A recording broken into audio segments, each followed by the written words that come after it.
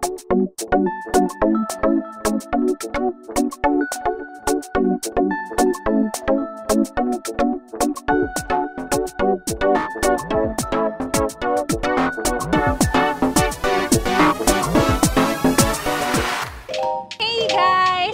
Yabut Bartolome here, and let me welcome you to my travel choice in Ho Chi Minh, Vietnam!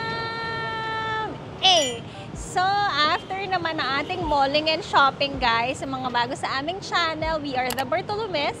Ayan, we're husband and wife na nagta-travel around the world, and ano lang to, chill vibe lang tayo. Ito yung mga moments na relaxing sa amin kapag hindi kami nag-work. So, since it's a holiday, we're here in Vietnam, and ngayon naman gusto namin malaman ng history. So, we're going to War Remnants Museum. So, ayan, maglalakad muna kami ng 1 kilometer from Saigon Center. So, samahan nyo kami. Pakita ko sa inyo ang mga place here in Vietnam. While maglalakad-lakad muna tayo, maganda na ang panahon.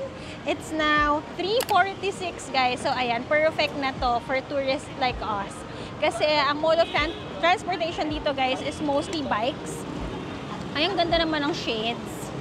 Sorry mabilis kasi ako, guys, ma-distract, mabudol kapag shopping time. So, lakad tayo. Ito naman yung harapan.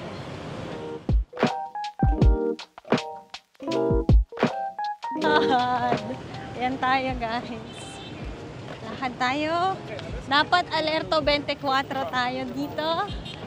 Nakikita nyo, no? Naglalakad lang mostly mga foreigners kasi wala tayong motor. Saan kaya ang area to? Ayan. Ako nakamotor. Ganda. Here, guys, medyo tahimik naman ang lakad natin. May mga naglalakad. Diba kung sa atin taho?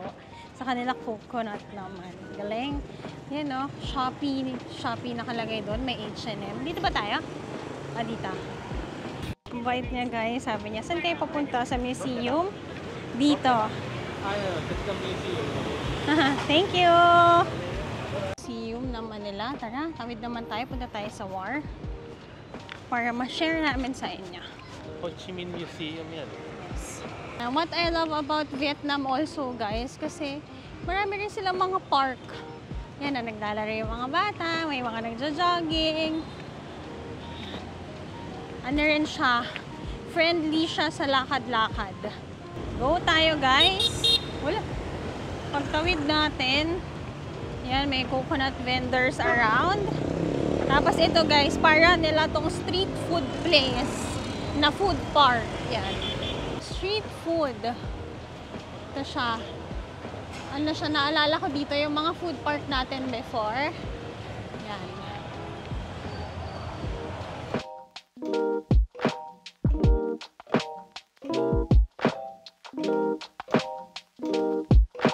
Tawid tayo. Napapansin ko, guys, dito, yung mga cafe nila, yung mga upuan, nakaharap siya sa street, sa road, guys. Talagang people watching siya. So, ayan. Ito ang view nila. Pag nakita nyo to, guys, topping beef. Kakaliwa na tayo sa next na kanto. Okay naman maglakad dito, guys. Ayan, ganda naman yung daan. Malinis din. Marami rin mga police. Safe siya. Guys, pag nakita nyo naman tong hotel na to, magte-turn left na tayo. Here.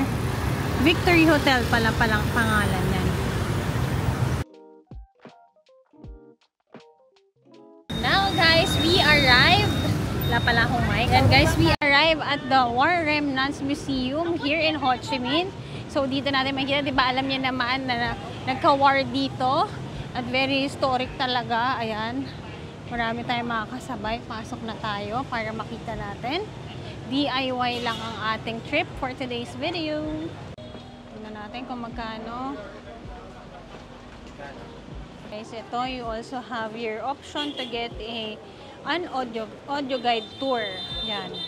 Ito naman ang mga available languages. 80,000. Okay. Guys, merong entrance fee ito na 88 pesos. Dito na kami directly nagbayad kasi hindi ako nakabook. Pero here din, para sa Klook, if you want tours, to get 5% discounts. Pero mura na yun, guys. So, ito ang itsura niya, guys. You'll see yung mga ginamit nila, no? Nung time ng war. So, ito, pakita natin. Ayan. Heavy lift, helicopter ang ginamit nila. Ito. Tapos, ito naman ang kanilang tank.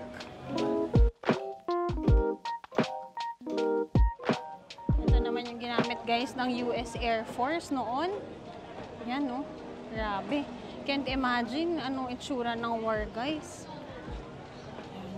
Nakita nyo dito. Rocket launcher system naman with 2 flare guns, 10 flares. Yan, ito naman yung iba. Helicopter. May mga pinapatunog naman sila dito. Tingnan natin kung anong meaning.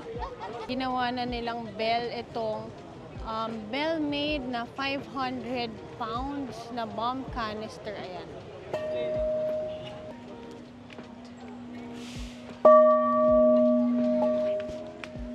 Before you enter, makikita niyo yung mga ginamit nila na missiles matawag sa mga to guys. Ayan oh, grabe.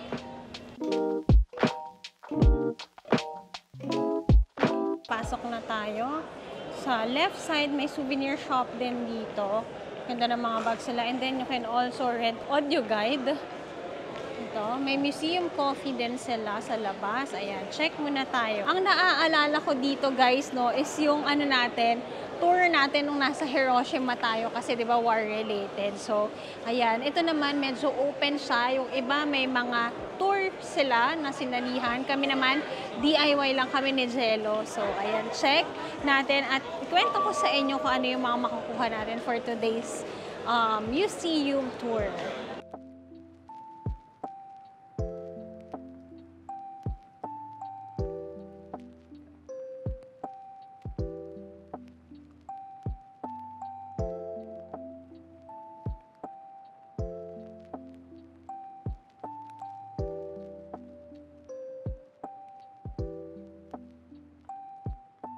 So, during the war, nakita naman natin meron din dito pagsali ang Pilipinas, guys. So, sabi dito, in 1966, more than 3,000 residents of residents ng Manila, Philippines, nagprotesta against US aggression in Vietnam. So, ito ang mga countries, guys, na sumali para maging malaya ang Vietnam.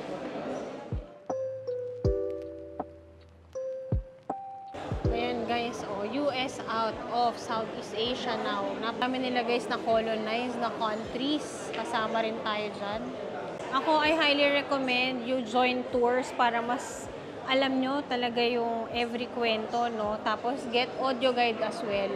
Ako aralin ko mamaya para makapag-share ako sa inyo. Sa nabasa ko, ang war pala dito sa Vietnam lasted at 19 years guys, from 1955 to 1975 at nakuha lang nila ang kanilang victory sa war ng 1976. Grabe. Imagine ganun katagal ang war. So yung mga nakita nyo kanina sa labas na ginamit na missile, na ginamit na tanks and all, imagine nyo ganun before. Grabe, no? It's a good thing na now we have peace. More peace now. So, ayan. At hindi lang ang Vietnam ang lumaban against sa colonization nila, no? Even most of the Southeast Asian countries. So, ayan. Ang ganda rin magpunta sa mga ganitong museum, guys. Kasi makita mo na grabe yung pinagdaanan before to get ang freedom ng isang bansa. So, ayan. Check pa tayo kung ano mang makikita natin dito. Akyat naman tayo, guys. Hindi ako naka-rubber shoes today. So, good luck sa ating paa. Yan, check pa tayo dito. Gusto ko malaman kung ano ba yung kwento doon sa Agent Orange. So, ito. Mga war crimes naman dito sa next floor. Okay, let's go guys. Pasok tayo.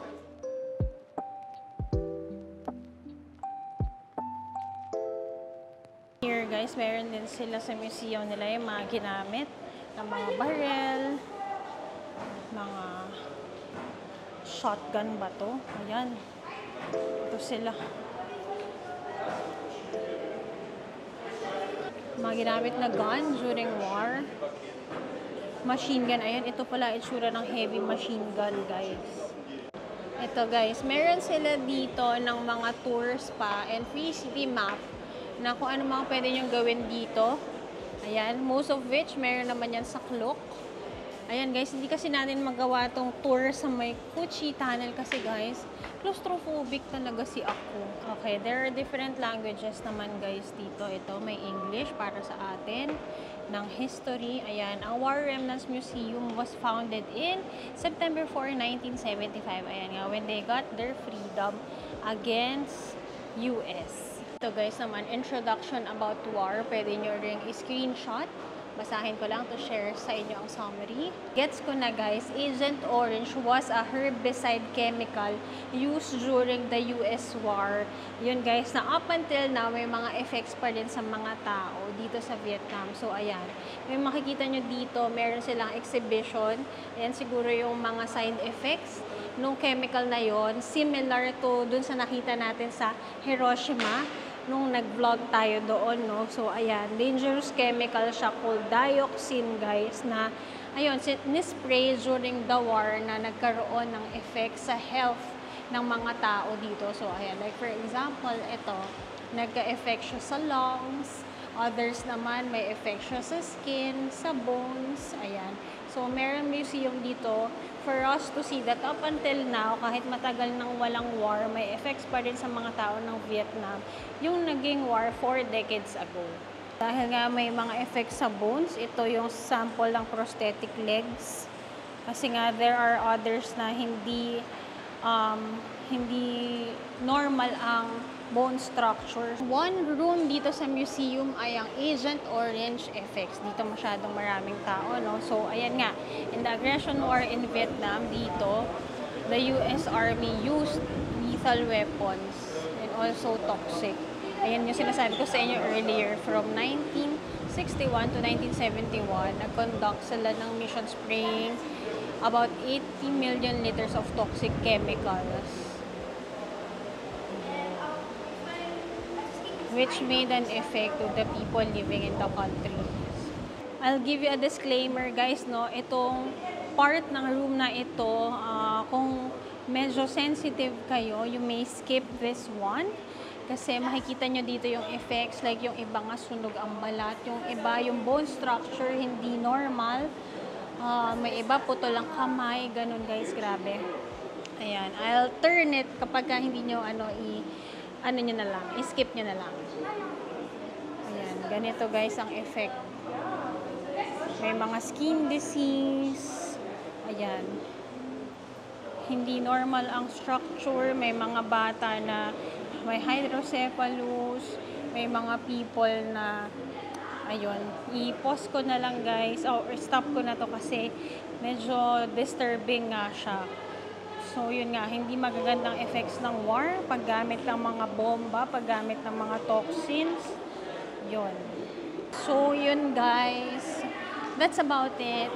Medyo nakakalungkot, nakakataas ng balahibo mag-visit talaga ng mga ganitong museum, no? Well, at least we know na today, maswerte tayo na mas may peace na ang ating earth. Yun, kasi parang nakakalungkot kasi nakita mo yung mga tao na, ayun, nabuhay sila ng may kapansanan ng hindi normal because nga may hazardous effect sa health ang war before. So, yan, labas na tayo. Yun nga, guys. Eye-opener din tong museum na to. Sa totoo lang, ang daming foreigners dito, ang daming puti na makikita nila. Siguro, hindi ko rin alam kung paano ba ang history nilang tinuturo, no? Pero makikita nila na, no? Oo. Alam ko may sinakop yung Pilipinas sa Pilipino ka. Oo. Papunta ka doon. Diba? Kasi yung mga Ginawa nyo. wala naman talagang panalo at walang talo. Lahat talo pala. Yes. Walang panalo pero lahat talo sa war. Correct. Kaya hindi dapat talaga yan. Pero well, hindi natin masasabi yan guys kasi sa war may pera eh. Kaya yung mga nag-aanalan talaga. May isa pa daw floor. Akyat kami ng isa pa for us to see. So, ayun guys, if you want yung mga ganito historical, syempre you go to a country para malaman din ang kultura, ang history nila. It's a must visit, no? Punta kayo dito guys, bago kayo mag-ikot-ikot, bago kayo kumain.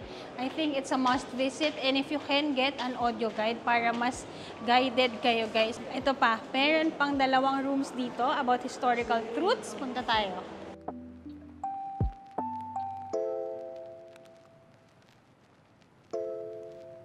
Sama naman kayong kids, guys. Merong children education chamber. Pwede nyo silang iwan dito para laro-laro muna sila while you're looking around the museum. Ayan. Isang room pa dito, last room na papasukan natin is yung historical truths. Historical truths. Itong photo na to is their celebration of national independence sa afternoon ng September 2, 1945. President Ho Chi Minh introduces himself to the whole nation. Ayan, here are some of the US weapons in Vietnam War.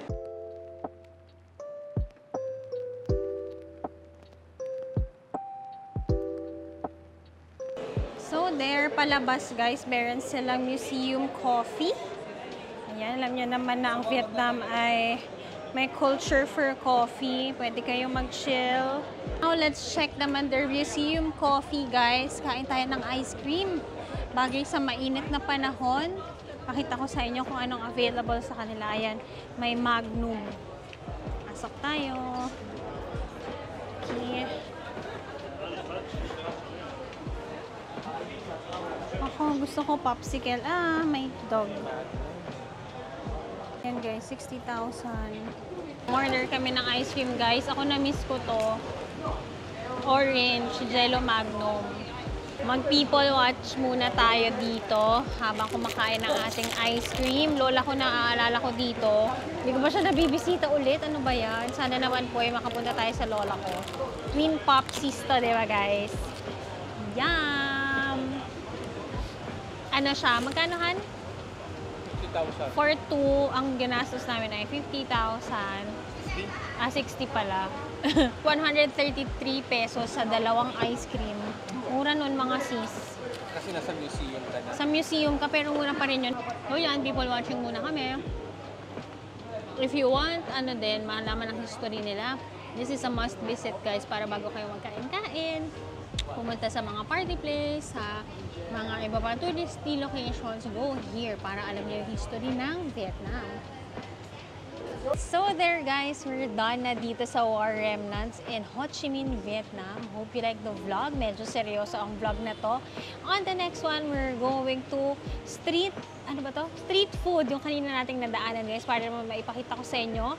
Pwede kaming mag-merienda time muna bago ang aming scheduled first spa. So tara, let's peeps. Wow, ano daw tawag? So ayun, hope you like the vlog. Kain naman tayo on the next one.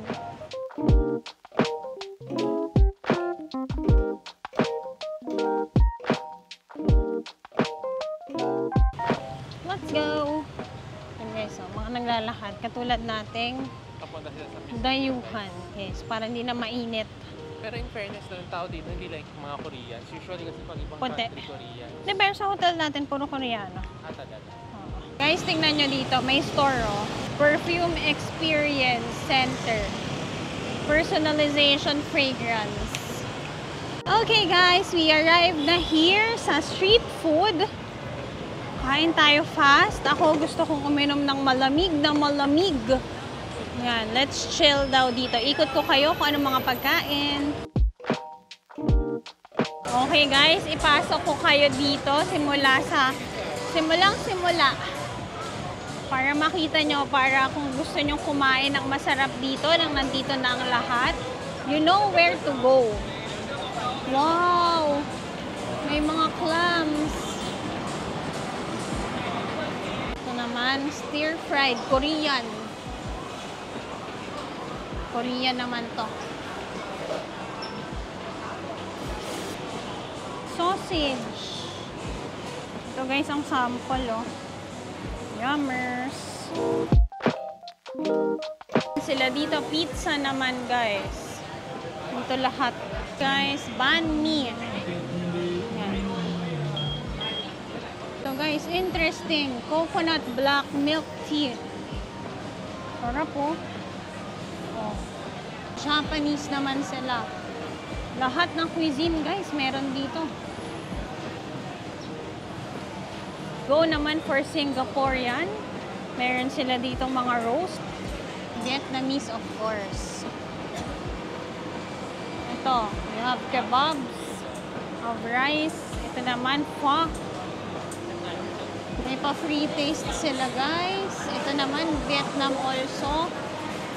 Ito naman, may Chinese dim sum. Meron tayo Greek. Ayan. Lahat meron.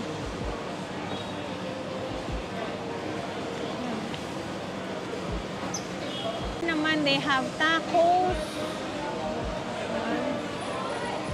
Ito, Vietnamese pa rin. Wow. Ito, of course, we need juice. You have here mga Vietnamese cuisine also. May Thai kitchen here. Ito naman, Vietnamese pancakes. Sa lahat, guys, ng cuisine nandito. With seats. Ito, may steak sila. May oysters. Ito naman, may everything grilled.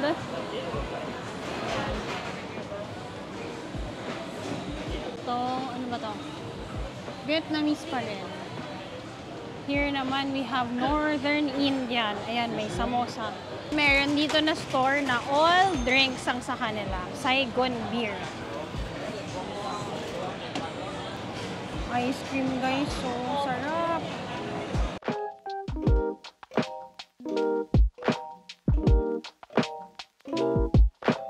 Guys, umorder muna ako ng tea. Bumili na ako nito sa 7-Eleven. Tinry ko ngayon. Matamis siya. Suntory pala siya hapon to. With, wala na nakalagay kung with sugar eh. Pero yan nga, sa mga bibili, kung gusto nyo yung tea nyo eh medyo may tamis, it's for you, 44 pesos lang siya. Mas mura sa 7-Eleven din. Sorry, baka mahangin kasi nasa electric fan tayo. Tapos yung kinuha ko naman na dinner, 211 lang siya.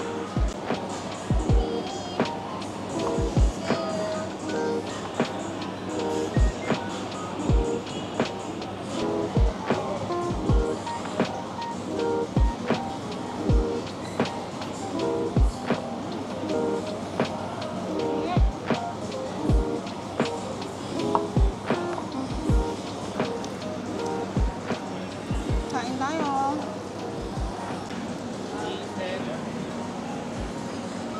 Hey!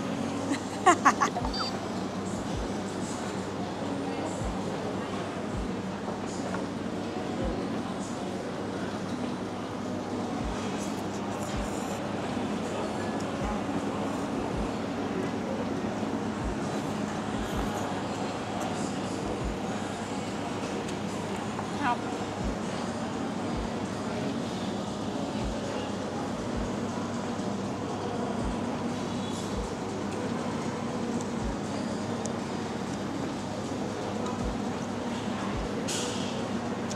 Ano ba to?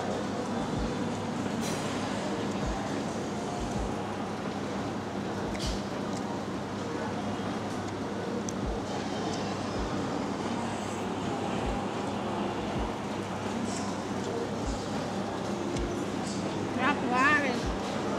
Try mo.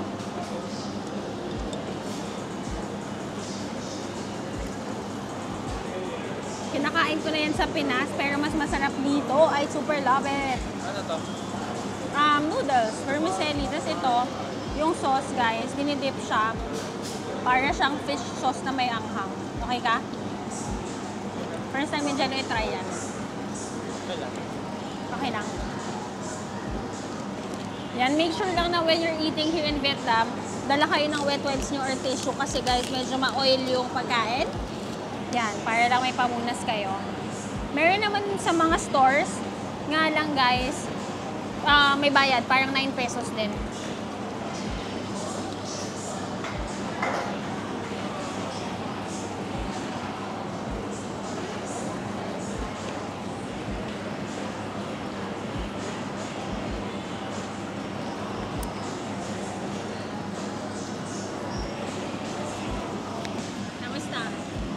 Sarap. Kahit busog ako, masarap.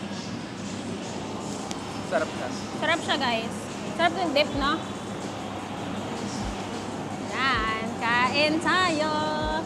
Ang gusto ko kasi sa pagkain nila, guys, magulay. Dip mo rin dito. Hindi ko na napicturan. Pickled radish and carrots. Sarap. Saya kasi ng idea, guys, yung noodles nila dinidip.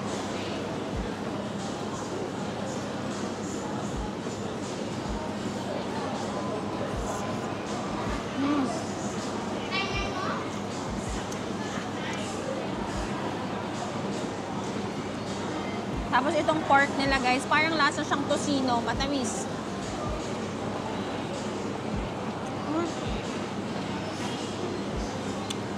Medyo makunat-kunat. Okay lang. Kain tayong toge. Saka lettuce.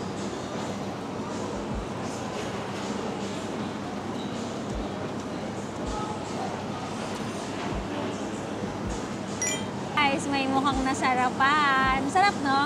Yan yung lagi kong ino-order. Guys, kung gusto nyo ng...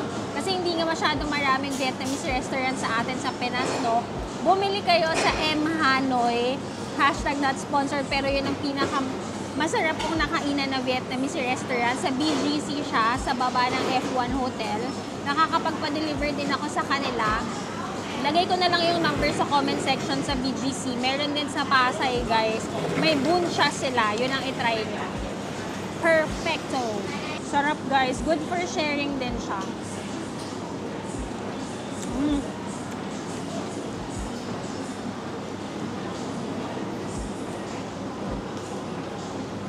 Guys, di ko na alam. Sobrang sarap kumain dito sa Vietnam. Napakamura pa. Itong order namin, good for 200 pesos.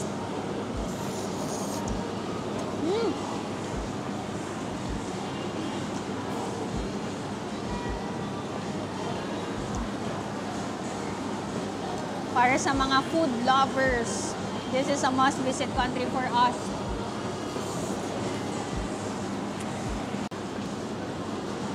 Laki nito eh. Ano magawa? Laki.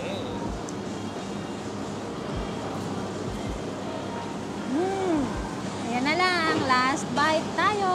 Kain tayo. Patiktok lang tayo kay Dela. Sarap, guys. Ang sarap nitong mga cucumber.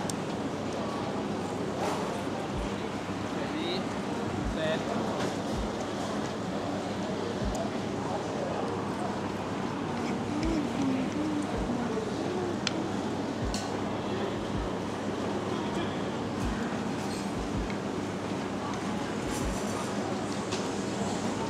Super ka, very good. Super, very good. Yum. Thank you. Okay, let's go. So there, guys, nakasakay na tayo sa ating Grab. Pabalik ng hotel, mag-refreshen up kami and prepare because meron kaming nakabook na hair spa na experience later. Yan. So, yun. Hope you like the vlog for today. Sa mga gustong malaman ng history dito sa Vietnam, their Remnants Museum is a must visit. Tapos yung kinainan namin, guys, kung makikita nyo, more on foreigners yung mga nandun kasi different cuisines talaga. May Thai, may Japanese, may local na. Ang Filipino food lang talaga ay hindi mo makita sa ibang countries. Sorry pala tayo kasi nakastop, no? Kasi ibang countries, para tayong yan. Sinigang adobo. Wala tayong, like, hindi, even yung mga, doon may kebab, may Indian. Pero Filipino food, parang hindi masyado, no? Talagang sasadyain mo lutuin. So, yun. It's nice to see diverse cuisine dun sa kanilang street food. So, it's a must visit as well. Ayan naman. Hope you like the vlog for today, guys. Ayan ang mga chill days natin dito or second night in Vietnam. Tomorrow naman, last full day. Pero tonight, magre-relax pa tayo. And then after, iikot pa tayo. Baka mag-chill tayo, mag-cafe, kung ano pang bukas since it's a Saturday night. Yun lang guys. Thank you so much for watching the vlog. Don't forget to like, share, and subscribe to my channel and follow all my social media accounts at Yabot Joyce Ann on Instagram and JY on TikTok. Si Jelda Zone din, follow nyo rin sa kanyang Instagram and YouTube channel. So yan, pula na naman tayo. Sorry na. See you on the next one. Bye! Ayun.